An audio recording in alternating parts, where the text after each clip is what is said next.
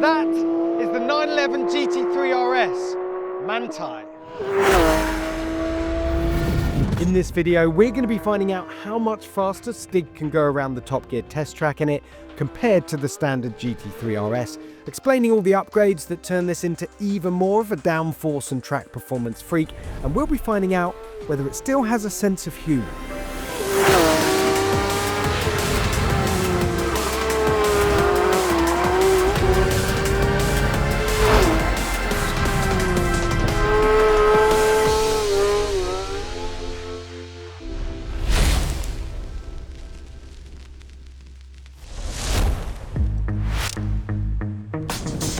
Yeah, I'm not sure anyone looked at the 992 GT3 RS and thought, yes, that needs more downforce. But Manthey has been sprinkling its particular brand of lunacy on 911s for a while now. So what we have here is a retrofit kit that costs about £100,000, and that's on top of the standard GT3 RS underneath. And the headlines are this: the powertrain stays identical, so you get a 4-litre naturally aspirated flat six, 518 brake horsepower and up to 9,000 RPM, but peak downforce is up from 860 kilograms to 1,000 kilograms at 175 miles an hour, at which point it starts bleeding off a little bit of that downforce to avoid overloading the tyres.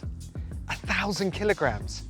That's like a Gordon Murray T50 sitting on the roof.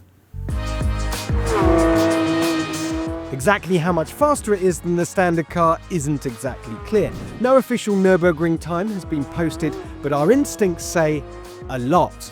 We shall see. And the changes aren't just on the outside either. They've upgraded the suspension here with semi-active KW coilovers, and the reason that's interesting is because Manthey normally goes for a passive setup. But Manthey wanted to retain the adjustability and twiddleability you get with the standard GT3 RS, so Stig can still play with his diffs and his dampers via the dials on the steering wheel. Porsche knows how to keep him happy, don't they? He loves an adjustable knob. Coming up, Stig attempts to rinse out every last bit of downforce and power, and then gets to drive like a complete hooligan. But first, let's head to follow through. Okay then, a quick walk around the different aero elements on this car. We may be here for quite a while, starting with this front lip spoiler. It's in 3 pieces and it's got these carbon rods holding it up because there's so much downforce going through it. We'll come around the side here. These little winglets here, dive planes in fact, those are new. These louvers in the bonnet, they're standard, same as the standard GT3 RS. Same with these vents in the wheel arch, same with these side pieces here.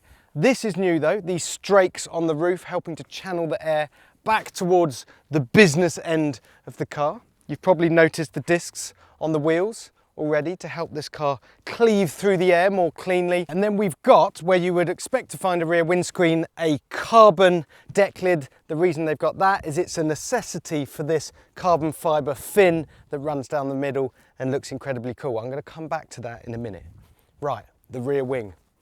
Interestingly, this red element here, the supports, the actuators, they're all identical to the standard car, so it doesn't have to mess with the way it works. But this upper twin element and these huge side plates, they are unique to the Manthey. You've also got a deeper, wider splitter. Now, the reason I mentioned this shark fin earlier, because at this point of the track, it's a really high G, fast right-hander. Stig's going to be using all that downforce, and the point of that fin is to add extra lateral stability. And when you got more stability, you got more speed.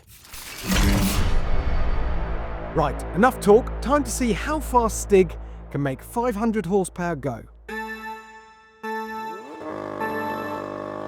Lovely bit of launch control there from the Stig, making the most of the engine slung out over the rear tyres and not a millimetre of wheel spin off the line. Okay, flat all the way through here, and now its first chance to show what downforce can do. Pretty bumpy at the apex, and this is a very stiffly sprung car, but it stays glued to the tarmac as Stig approaches Chicago, and just look at how cleanly it turns in. Not even a snip of understeer, and as clean as you like on the exit.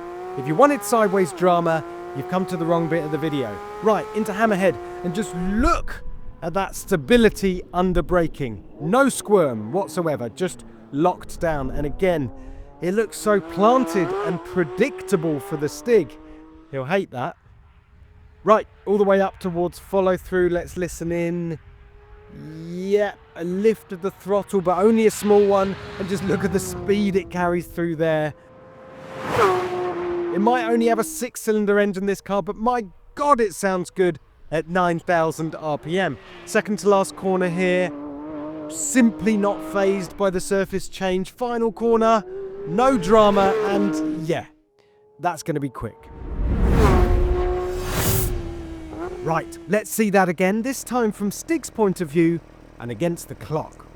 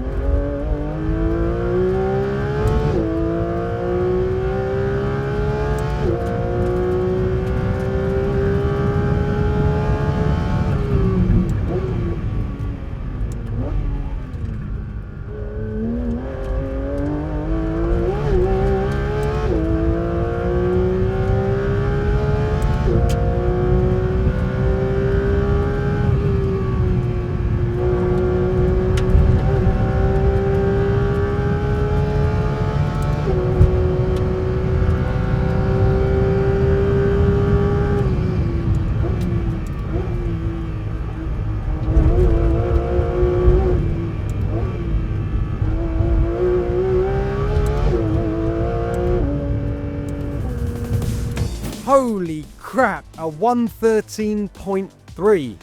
First thing to point out is that's 4/10 faster than the Mustang GTD. Damn impressive when it's 300 horsepower down. It's also a ridiculous 1.5 seconds faster than the standard GT3 RS without having a single horsepower more. It was also pulling 1.92 G under braking into Hammerhead and peaked at 2.05 lateral G at follow through, which is just a fraction less than the Mustang GTD. However, its lowest speed at follow through was 103 miles an hour versus 98 miles an hour for the GTD. And that's what this car does so ruthlessly: carry speed through the corners.